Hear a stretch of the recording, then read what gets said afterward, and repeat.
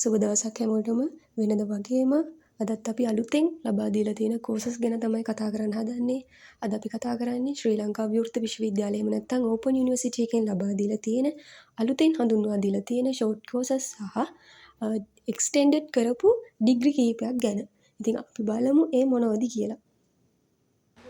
පළවෙනි එක තමයි short course in professional web development using Joomla and WordPress කියන ඔන්ලයින් ඔයාලට හඳුන්වා දීලා තියෙන ෂෝට් කෝස් එක.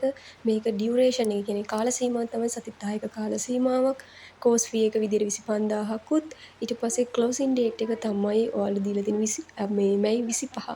ඉතින් මැයි 25 වෙනිදා මේ ක්ලෝසින් වෙනවා. ඊට කලින් ඔයාලට පුළුවන් ඇප්ලයි කරන්න. ඉතින් මෙතන ඔයාලගේ කෝස් කන්ටෙන්ට් එක මොන විදිහටද මොන වගේ දේවල්ද උගන්වන්නේ කියලා මෙතන දාලා තියෙනවා. ඊට පහළට ගියාට පස්සේ ඔයාලට අනිත් ඉන්ෆෝමේෂන් එහෙම නැත්නම් තොරතුරු ටික බලා ගන්න පුළුවන්.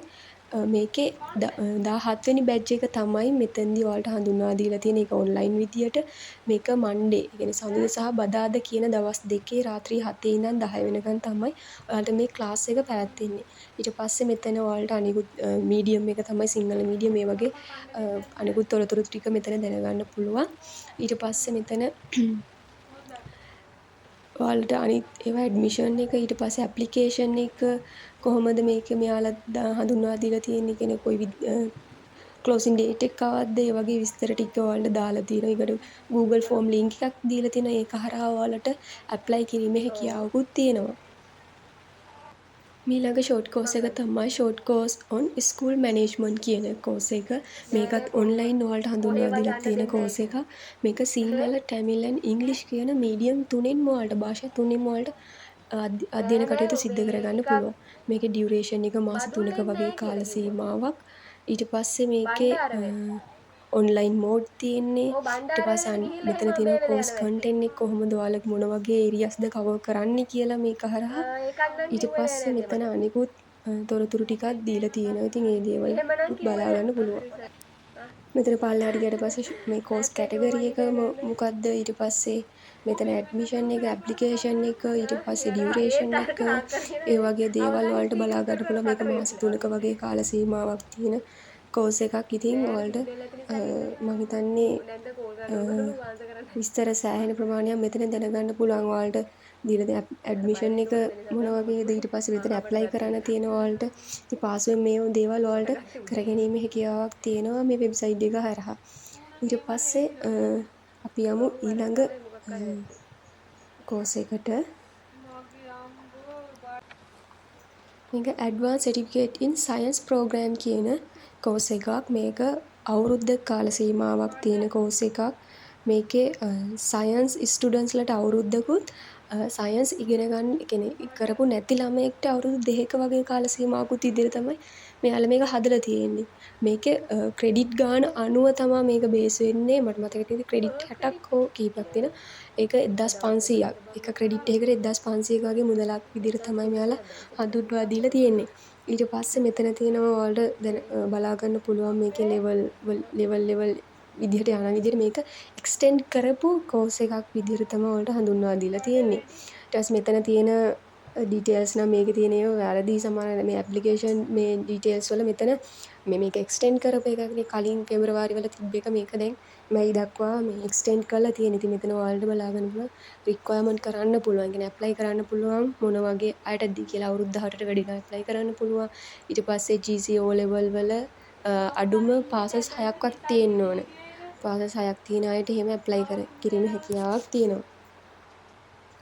මෙතන ඔයාලට බලා ගන්න පුළුවන් ක්ලෝසින් ඩේට් එක එක්ස්ටෙන්ඩ් කරලා මැයි 9 වෙනිදා වෙනකන් ඔයාලට අවස්ථාව තියෙනවා මේ කෝස් එකට ඇප්ලයි කරන්න. ඉතින් ඔයාලට හිතනවා නම් මේක හොඳයි කියලා ඇප්ලයි කරන්න. ඊට පස්සේ අපි යනවා බැචලර් ඔෆ් සයන්ස් කියන එකට. ඊට පස්සේ මේ BSc එකක්.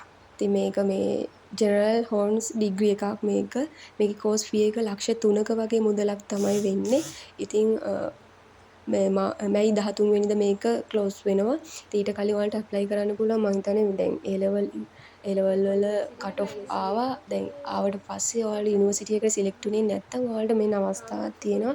BSc වගේ ඩිග්‍රී එකක් ඔයාලට මේ ඕපන් යුනිවර්සිටි එක හරහා ලක්ෂ 3ක් වගේ මුදලකට ඔයාලට කරන්න. ඉතින් මේකේ මෙතන වැඩිදුර විස්තර දාලා තියෙන ඉතින් ඔයාලට බලා ගන්න පුළුවන්. මේ ඇප්ලිකේෂන් එක එහෙම බලා ගන්න පුළුවන්. ඇප්ලිකේෂන් එක හරහා ඔයාලට මේකට ඇප්ලයි කරලා ඔයාලට අදාළ ප්‍රදේශයේ ඕපන් යුනිවර්සිටි එකක් ලබා ගැනීමේ හැකියාවක් තියෙනවා. ඊළඟට තියෙන්නේ MBA එකක්. ඉතින් මාස්ටර් එකක්. මේක ඔයාලට ක්ලාසස් එකක් දාලා ඩිග්‍රී එකක් කරපු කෙනෙක්ට කරන්න පුළුවන් මාස්ටර් එකක්. මේක හියුමන් රිසෝස් මැනේජ්මන්ට් කියන මාස්ටර්ස් ඩිග්‍රියක්. ඉතින් මේක ඩියුරේෂන් එක අවුරුදු 2යි. ඊට පස්සේ මේකේ කෝස් ෆී එක තමයි ක්‍රෙඩිට් එකකට 8000 ගානේ ක්‍රෙඩිට් 60ක් තමයි මේකට වළංගු වෙලා තියෙන්නේ. ඊට පස්සේ මේක මැයි 1යි පළවෙනිදා ක්ලෝස් වෙනවා. ඊට කලින් ඔයාලට ඇප්ලයි කිරීමේ හැකියාවක් තියෙනවා. ඉතින් ඉක්මන් කරන්න. මම හිතන්නේ මේක පහ වුණත් සමහර විට ඔයාලට කතා කරලා මේක හදාගෙන එන්න පුළුවන් වෙයි. බොහෝ දුරට ඉතින් ඔයාලා ඕපන් යුනිවර්සිටි එකත් එක්ක කතා කරලා බලන්න.